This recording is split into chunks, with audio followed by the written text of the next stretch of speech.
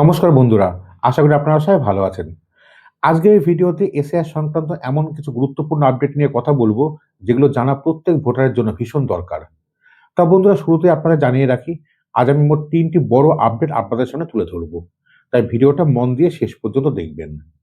প্রথম বড় update, domicile certificate নিয়ে নতুন নির্দেশ। তা বন্ধুরা, নির্বাচন কমিশনের তরফ থেকে পশ্চিমবঙ্গের চিফ ইলেকট্রাল অফিসার বা সিইও দপ্তরে একটি গুরুত্বপূর্ণ চিঠি পাঠানো হয়েছে। সেই চিঠিতে পরিষ্কারভাবে জানানো হয়েছে যে এসআইআর শুনানির সময় ডমিসাইল সার্টিফিকেট গ্রহণযোগ্য নথি হিসেবে গ্রহণ করতে হবে।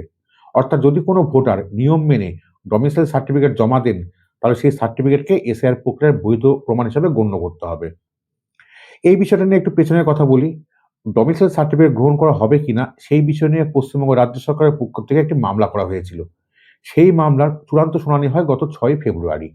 এরপরেই নির্বাচন কমিশন রাজ্যের সিইও দপ্তরকে চিঠি দিয়ে জানায় ডমিসাইল সার্টিফিকেট গ্রহণ করতে হবে। এখন অনেকে প্রশ্ন করছেন, এই ডমিসাইল সার্টিফিকেট কিভাবে পাওয়া যায়? দেখুন বন্ধুরা, ডমিসাইল সার্টিফিকেট পাওয়ার প্রধান শর্ত হলো আপনাকে টানা কমপক্ষে 15 বছর একই জায়গায় স্থায়ীভাবে বসবাস করতে হবে। ডমিসাইল সার্টিফিকেট মানে হলো স্থায়ী বাসিন্দার প্রমাণ। আপনি যদি পশ্চিমবঙ্গের স্থায়ী বাসিন্দা হন, তাহলে গত 15 বছর ধরে পশ্চিমবঙ্গে বসবাস করছেন, এমন প্রমাণ দেখাতে হবে। এই সার্টিফিকেট শুধুমাত্র এসডিও বা ডিএম অফিস থেকে ইস্যু করা হয়। গ্রাম পঞ্চায়েত প্রধান, পুরসভার চেয়ারম্যান বা অন্য কোনো জনপ্রতিনিধির দেওয়া সার্টিফিকেট কিন্তু এখানে চলবে না। যদি আপনার কাছে এসডিও বা ডিএম দ্বারা ইস্যু করা ডমিসাইল সার্টিফিকেট থাকে, তাহলে সেটি আপনি এসআইআর শুনানিতে দেখাতে পারবেন এবং সেই ক্ষেত্রে আপনার নাম চূড়ান্ত ভোটার তালিকায় ওঠার সম্ভাবনা অনেকটা বেড়ে যাবে। দ্বিতীয় বড় আপডেট, এসআইআর শুনানির সময়সীমা বাড়ছে।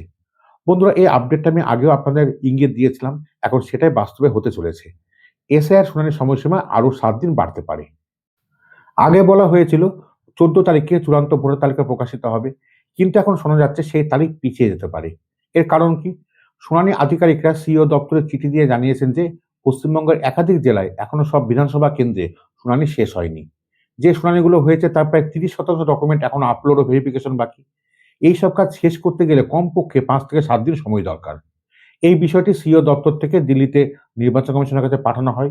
সেখান থেকে নীতিগতভাবে গ্রিন সিগন্যাল পাওয়া গেছে যে সময় বাড়ানো হতে পারে। সিইও মনোজ আগরওয়াল নিজেও এক প্রেস কনফারেন্সে জানিয়েছেন, আমরা নির্বাচন কমিশনের কাছে 7 দিন সময় চেয়েছি, ইতিবাচক সাড়া মিলেছে। তবে এখনো পর্যন্ত অফিসিয়াল বিজ্ঞপ্তি বেরোয়নি। এই মুহূর্তে অফিসিয়ালি যা আছে তা হলো শুনানির শেষের তারিখ 7 তারিখ আর চূড়ান্ত তালিকা 14 তারিখ। কিন্তু বিভিন্ন সূত্র বলছে শুনানি চলবে 14 ফেব্রুয়ারি পর্যন্ত। চূড়ান্ত ভোটার তালিকা প্রকাশ হতে পারে 21 ফেব্রুয়ারি। তৃতীয় বড় আপডেট, ভোটার স্লিপ নিয়ে কড়া সিদ্ধান্ত।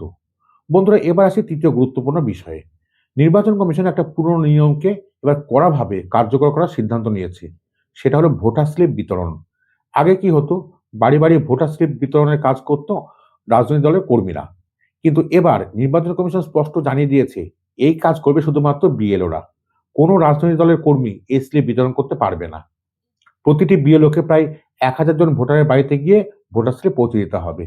এই নিয়ম আগে থাকলেও বাস্তবে ঠিকভাবে মানা হতো না, কিন্তু এবার কমিশন এই বিষয়ে কড়া নির্দেশিকা জারি করেছে। ফলে বিএলওদের উপর কাজের চাপ কিছুটা বাড়লেও প্রক্রিয়াটা হবে আরো স্বচ্ছ। তা বন্ধুরা, এই ছিল আজকের এসআইআর সংক্রান্ত সবচেয়ে গুরুত্বপূর্ণ 3টি আপডেট। আজকের মতো এখানেই শেষ করছি। আশা করছি আজকের এই ভিডিওটা আপনাদের উপকারে আসবে। ভিডিওটা ভালো লাগলে অবশ্যই লাইক করবেন আর বন্ধুদের সঙ্গে শেয়ার করবেন। আর নতুন হলে অবশ্যই চ্যানেলটা সাবস্ক্রাইব করে আমার পাশে থাকবেন। দেখা হবে পরের ভিডিওতে। ভালো থাকবেন, সুস্থ থাকবেন।